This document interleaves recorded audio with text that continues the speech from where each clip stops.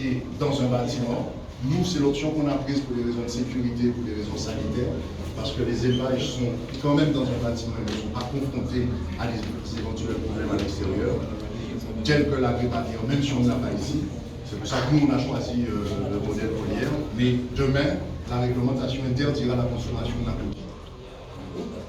Et donc, aujourd'hui, on peut dire qu'on a déjà pris le pas.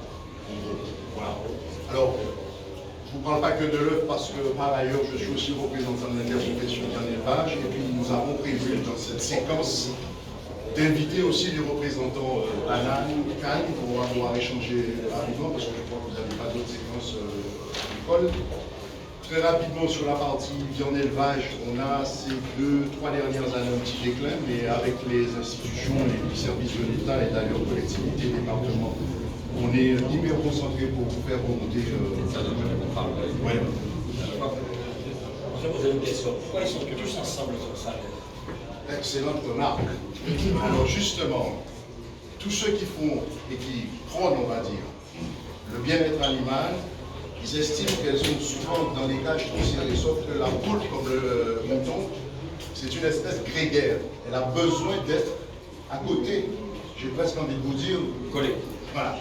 Et donc on peut le voir dans le bâtiment, il y a de l'espace, mais elles ont besoin à chaque fois d'être collées les unes sur les autres. Donc si on regardait par exemple dans les cages, un tiers de la cage est vide parce qu'elles ont besoin, c'est leur vie qui est comme ça, elles ont besoin d'être. Dans l'espace, là, en fait. Je ne dirais pas les unes sur les autres, mais elles ont besoin d'être collées. En tout cas, le regard. Ah là, par contre, oui.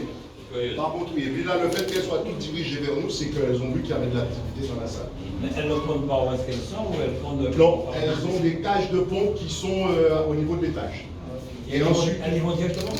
Oui, parce que dans son cycle de l'animal, elle va directement dans sa cage pour pondre. La poule a besoin du confinement pour qu'elle puisse pondre.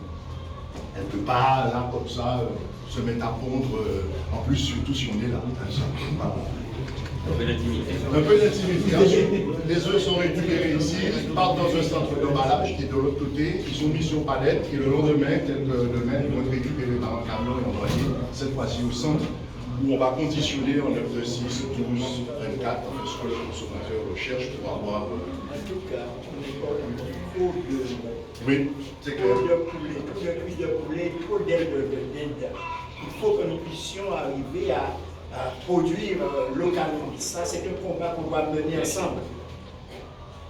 Il y a un peu une part, je dirais, de le fait qu'on ne consomme trop à l'importation, j'ai presque envie de dire, ça nous appartient aussi.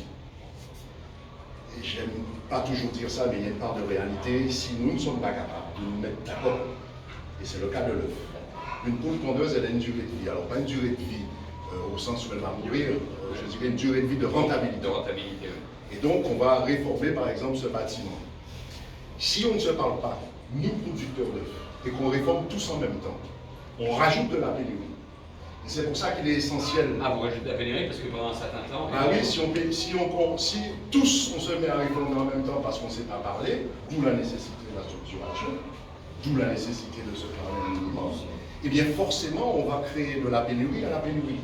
Et si on fait l'inverse, par exemple, on sait que la grosse consommation d'œufs, c'est entre mi-novembre et on va dire mi-avril. Donc là, il faut qu'on soit tous à fond. Donc il faut qu'on ait fait les réformes avant pour avoir le pic de production au moment où il y a le pic de consommation. Mais si on ne se parle toujours pas, mais au moment où on aura besoin d'œufs, il n'y en aura pas. Et par contre, au moment où il y a une consommation inférieure, il y en aura trop. Et donc, en effet, Président, il nous faut absolument réduire, parce que dans toute couverture, si on regarde sur la volaille légère, on fait aujourd'hui entre 5 à 6% de ce qui est consommé. C'est ridicule. 5 à 6%. Oui, en frais, c'est ridicule. En œuf, j'ai presque envie de vous dire, quand on parle d'un taux de couverture de 60%, bon, il y a une petite théorie là-dedans, mais je pense que si on regarde bien la statistique, on est plus sur du 50-57%. Donc il y a une marge. Il y a une marge pour ne pas être en pénurie, il y a surtout une marge pour faire de l'emploi. C'est quand même ça qui est essentiel. On va parler de ça. Et c'est vrai sur toutes les filières. Bien sûr, bien sûr. Et donc, si vous voulez, là actuellement il y a une grosse mobilisation, je répète, entre les institutions et nous-mêmes pour faire la tendance partir dans l'autre sens. C'est déjà le cas sur la volaille légère.